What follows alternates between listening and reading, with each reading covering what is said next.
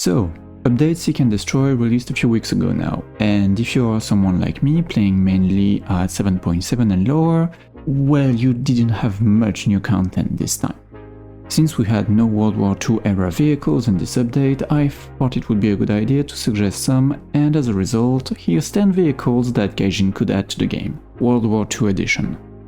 Please note that they aren't in any specific order really, and some of them are just goofy variants of vehicles already in the game, but they look cool and that's what matters.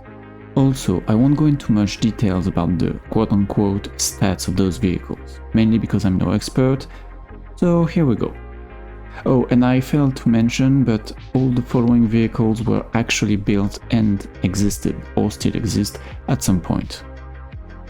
The first one I'd like to see in the game is the Sherman Deep Weding variant. Basically, this funny looking tank is just your typical 75mm Sherman, but with the addition of two pipes which act as a snorkel when driving across riverbed or seabed. I don't see any uses for this Sherman in War Thunder, but just because it looks cool, I think it's worth putting it on the list. Who knows, maybe as a premium. The next vehicle on our list is another Sherman, the 105 Bulldozer Sherman. This one actually could be useful in-game and could act as a means to rework the digging mechanic. Most tanks with digging mechanics below 7.7 are just bad. Usually they are tanks with a very weak turret, and that is why nobody entrenches them. The Sherman 105 could be an exception to this honestly, because it has relatively good armor. Let's now move on to bigger calibers. When they first introduced the Paladin a few updates ago, I was a bit skeptical because there were a lot of World War II artillery vehicles which could have acted as a 6.0 HE launcher. The Vasper and the Hummel are both prime examples of that, and were dedicated artillery vehicles during World War II. The Vasper carries a 10.5cm howitzer, while the Hummel is using a 15cm howitzer, so you can imagine how devastating an HE shell fired by these guys could do to another tank. In any case, I think these tanks could replace the Paladin and be the new big boy HE for Germany. Time to travel to Russia now with the KV-13. Now, I know everyone hates any vehicle starting with the letters KV in it. The KV-13 is slightly different. This tank was designed to replace both the T-34 and the KV-1, and that's something you can clearly see in the design. I think this tank would be a nice addition to something like a 4.7 5.0 lineup for the Soviet Union, and the design would help players transition to the IS tank type of gameplay. The next Soviet vehicle on our list is the Su-101, or 101. This tank destroyer was intended to replace the Su-100. This one used the chassis of a T-44, and another prototype was built with the 122mm gun. It was never mass-produced because the war ended moments later, but I believe it would work well as a 6.3, 6.7 tank destroyer. You would have the choice between this one and the 122mm variant, for example.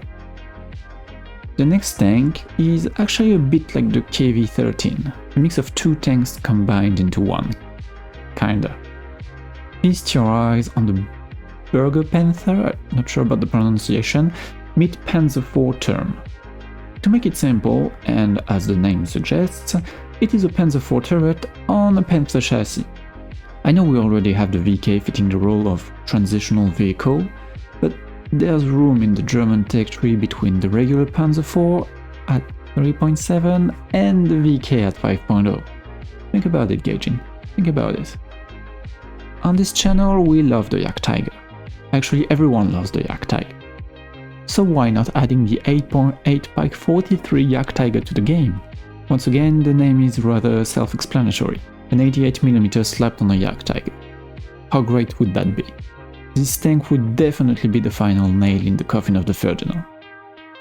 One of the artillery vehicles that I'd like to also see in the game would be the Sexton, a British self-propelled artillery vehicle using the 25-pounder.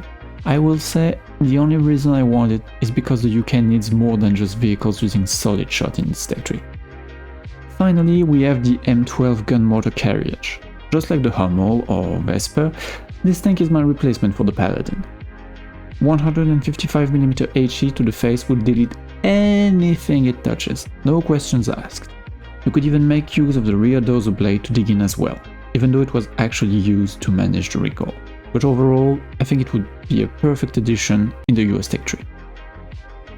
That's it for my little wishlist.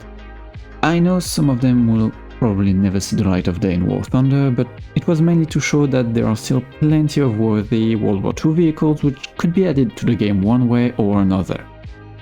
I hope you liked this little selection, and please let me know which tank you'd like to see added in War Thunder, whether it is from this list or not. And with that said, I'll see you all in the next one.